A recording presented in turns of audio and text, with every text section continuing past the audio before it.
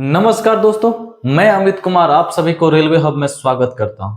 उम्मीद करता हूं दोस्तों आप जहां भी होंगे मस्त होंगे, स्वस्थ होंगे और इस रेलवे महाकुंभ की तैयारी में व्यस्त होंगे। दोस्तों आज की इस वीडियो में हम लोग बात करेंगे RRB NTPC CBT 2 reasoning syllabus के बारे में। दोस्तों आज की इस वीडियो में हम लोग जानेंगे आरआरबी एनटीपीसी सीबीटी 2 की रीजनिंग सिलेबस में कौन कौन से चैप्टर को शामिल किया गया है, कौन कौन से चैप्टर हमारे एग्जाम की दृष्टि से महत्वपूर्ण है, किस प्रकार के क्वेश्चन पूछे जा सकते हैं, कौन से नए क्वेश्चन बन सकते हैं।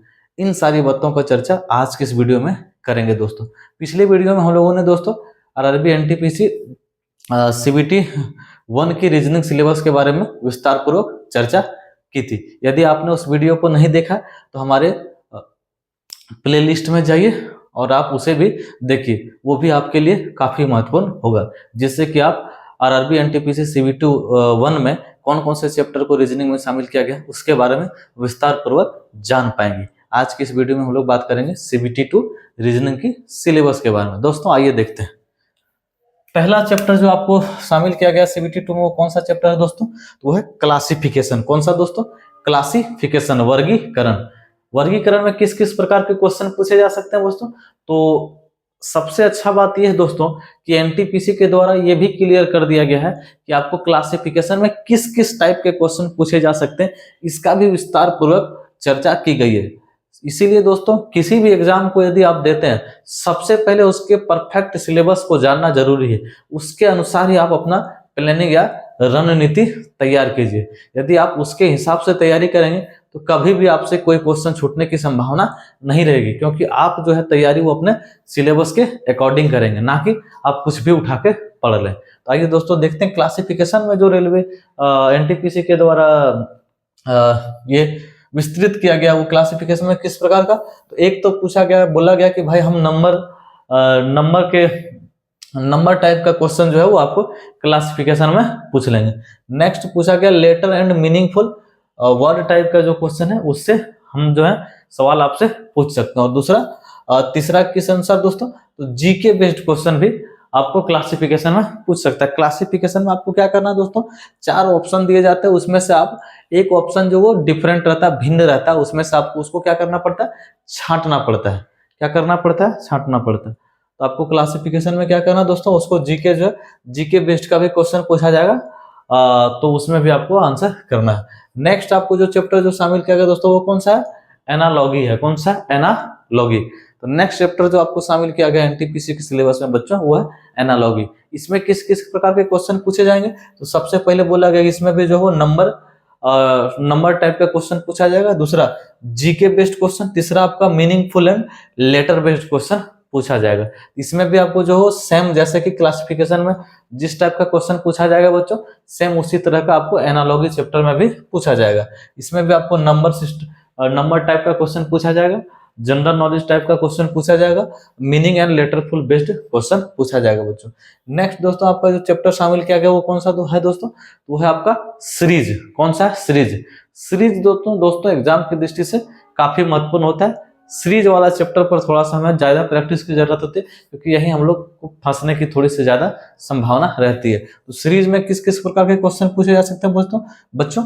इसमें भी दो बताएगा कि एक तो नंबर सीरीज पूछा जा सकता है, नंबर डाला जा सकता है कि नंबर जो किसी हिसाब से गुना करके बढ़ रहा है या भागा होते होते ये आपका घट रहा है, या कुछ नंबर प्लस हो रहा है, कुछ नंबर माइनस हो रहा है, या कुछ प्लस होकर गुना होकर प्लस हो रहा है, या भागा होकर इस प्लस या माइनस। तो इस तरह का जो है वो सीरीज में क्वेश्चन पूछा जा सकता है। और एक दोस्तों सीरीज में आपको अल्फाबेट सीरीज भी पूछा जा सकता है। आपका जो है अल्फाबेट जो है एबीसीडी टाइप का, उस तरह का भी सीरीज पूछा जा सकता है। नेक्स्ट आपको दोस्तों कौन सा चैप्टर है?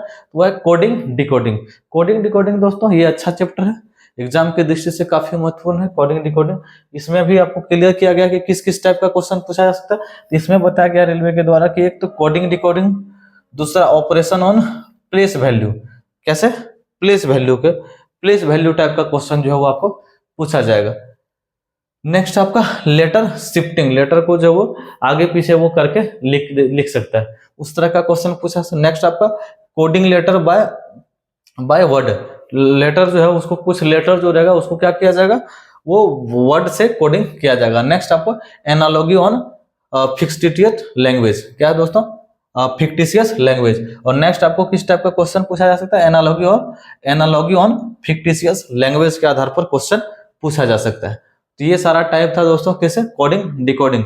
कौन कौन सा टाइप, कोडिंग डिकोडिंग क्वेश्चन पूछा जा सकता है। ऑपरेशन 1 प्लेस वैल्यू पर लेटर शिफ्टिंग का, कोडिंग लेटर बाय वर्ड्स और analogy on fictitious language type का क्वेश्चन आपको जो है वो इसमें पूछा जा सकता है दोस्तों।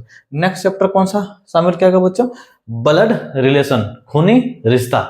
तो ब्लड रिलेशन रक्त संबंध जिसको बोलते हैं हम लोग, तो रक्त संबंध जो है वो काफी महत्वपूर्ण है। इसमें जो फैमिली ट्री वाला क्वेश्चन काफी मायने रखता है। क्वेश्चन 1 फैमिली ट्री प्रॉब्लम, तो फैमिली ट्री वाला क्वेश्चन जो है वो कि ये जो है वो ये बी का पिता है, सी का, इस टाइप का क्वेश्चन। तो क्वेश्चन फर्स्ट किस टाइप का, क्वेश्चन 1 फैमिली ट्री प्रॉब्लम, दूसरा क्वेश्चन 1 फैमिली ट्री प्रॉब्लम, दूसरा question 1 general blood relation problem. ये दो टाइप का क्वेश्चन जो है वो आपका ब्लड रिलेशन में शामिल किया है बच्चों, शामिल किया गया है। नेक्स्ट कौन सा चैप्टर है बच्चों, नेक्स्ट आपका जो शामिल किया गया वो क्लॉक एंड कैलेंडर।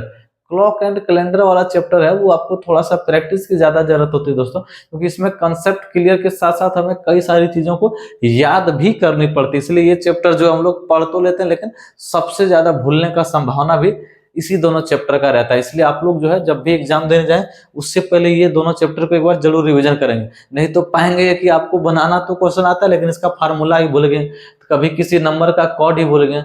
इस तरह का आपसे भूल ना हो, इसलिए आप जब भी एग्जाम आपका डेट और एग्जाम डेट से 2-3 दिन पहले ये दोनों चैप्टर को एक बार जरूर देख लें, क्योंकि ये दोनों चैप्टर कई बार एग्जाम में छूटने का, इस चैप्टर का क्वेश्चन एग्जाम में कई बार छूटने का ज्यादा संभावना रहता है। तो कैलेंडर और क्लॉक में किस प्रकार का क्वेश्चन पूछा जा सकता है, तो क्वेश्चन 1 कैलेंडर बेस्ड क्वेश्चन, दूसरा टाइम एंड क्लॉक हैंड वाला जो क्वेश्चन है वो आपको पूछा जाएगा दोस्तों। नेक्स्ट चैप्टर कौन सा है दोस्तों, तो वो है ordering and ranking. Next chapter आपका कौन सा है दोस्तों, ranking and ordering and ranking. इसमें कैसा क्वेश्चन पूछा जाएगा, इसमें बोला गया रैंक बेस्ड क्वेश्चन पूछा जाएगा। रैंक बेस्ड कैसा, रैंक की जो एक कतार में सीमा की जो है का जो स्थान है वो शुरू से 10वें स्थान पर है, जबकि पीछे से 24वें स्थान पर है। तो बताइए पंक्ति में कुल कितने व्यक्ति हैं या कुल कितने स्टूडेंट है, इस तरह का क्वेश्चन जो वो आपको रैंकिंग बेस्ड। और इसमें बहुत सारा टाइप बनता है, मैंने तो बस एक टाइप की चर्चा की। इस तरह का क्वेश्चन है जो आपको ऑर्डरिंग एंड रैंकिंग बेस्ड में पूछा जाएगा। नेक्स्ट आपका चैप्टर है दोस्तों डायरेक्शन एंड डिस्टेंस, दिशा और दूरी वाला जो क्वेश्चन है।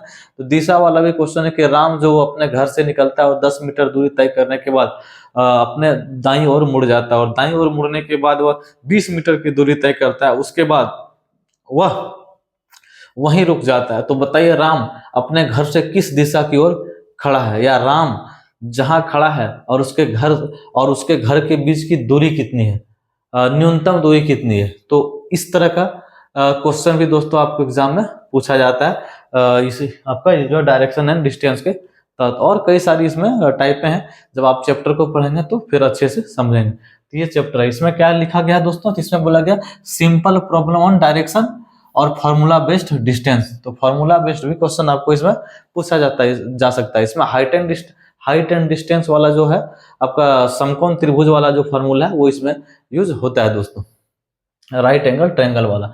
नेक्स्ट आपका दोस्तों चैप्टर शामिल किया गया वो वर्ड फॉर्मेशन चैप्टर को शामिल किया गया। कौन सा दोस्तों, वर्ड फॉर्मेशन। इसमें क्या है दोस्तों, तो arranging words in meaningful order में। तो आपको जो वर्ड दिया जाएगा उस वर्ड को जो वो मीनिंगफुल में अरेंज करना है। 5 या 6 वर्ड आपको दिया जाएगा, उसमें से आपको उस वर्ड को क्या करना है, एक मीनिंग, एक क्रम में सेट करना है, एक क्रम में सेट करना है। जैसे कोई भी व्यक्ति या कोई भी चीज का जो है वो एक प्रोसेस जो होता है, उस प्रोसेस को आपको, प्रोसेस में जो जो सारी प्रक्रिया होती है वो प्रक्रिया के सारे वर्ड को दे दिया जाएगा और उसको आपको एक प्रोसेस में क्या करना है, सेट करना है दोस्तों। नेक्स्ट आपका क्या दोस्तों, नॉन वर्बल रीजनिंग है। कौन सा, नॉन वर्बल रीजनिंग। तो नॉन वर्बल रीजनिंग का भी क्वेश्चन की संख्या जो है वो ठीक ठाक रहती है। इसमें कौन कौन सा चैप्टर है दोस्तों, कंप्लीट द पैटर्न क्लासिफिकेशन पर, उसके बाद सीरीज रहेगा, फिगर बेस्ड रहेगा, एनालॉगी रहेगा, क्यूब बेस्ड क्वेश्चन। तो इस तरह का जो है कौन कौन सा, complete the pattern classification, series, figure based, analogy, cube based question. तो ये सारा जो टाइप है, ये सारे के सारे टाइप के क्वेश्चन जो आपको एनालॉगी आपका जो है नॉन वर्बल रीजनिंग से पूछा जाएगा बच्चों। नेक्स्ट आपका कौन सा चैप्टर है दोस्तों, तो वो है अदर। नेक्स्ट आपका अदर जो भी बच गया वो सारा, जैसे मिसिंग नंबर बेस्ड क्वेश्चन बच गया, वेन डायग्राम जो बच गया, वेन डायग्राम से भी दोस्तों कई क्वेश्चन पूछा जाता है। उसके बाद आपका पजल बेस्ड क्वेश्चन जो हो गया दोस्तों, सीटिंग अरेंजमेंट वगैरह जो हो गया, तो ये सारा क्वेश्चन भी आपको एग्जाम में पूछा जा सकता है। रेलवे के द्वारा सबसे बड़ा ये चीज किया गया कि वो अदर लास्ट में लिख दिया, यानी बाकी जो बचा वो भी, इसलिए बाकी जो चैप्टर बचा उस पर भी थोड़ा सा ध्यान आपको देना है। लेकिन उसमें मुख्यतः कौन कौन सा लिख दिया गया, तो missing number based question, Venn diagram based question और पजल बेस्ड क्वेश्चन, तो ये तीनों पर आपको थोड़ा सा क्या करना दोस्तों, ध्यान रखना है। तो ये था दोस्तों आपको आरआरबी एनटीपीसी सीबीटी 2 की रीजनिंग की सिलेबस। आप इसके हिसाब से अपने तैयारी को अंजाम दीजिए, फिर पूरी की पूरी संभावना रहेगी कि आपका जो है वो सीबीटी 2 में रीजनिंग का कोई भी क्वेश्चन नहीं छूटेगा। दोस्तों मिलते हैं अगले वीडियो में, तब तक के लिए बहुत बहुत धन्यवाद। जय हिंद, वंदे मातरम, आपका दिन शुभ। Thank you.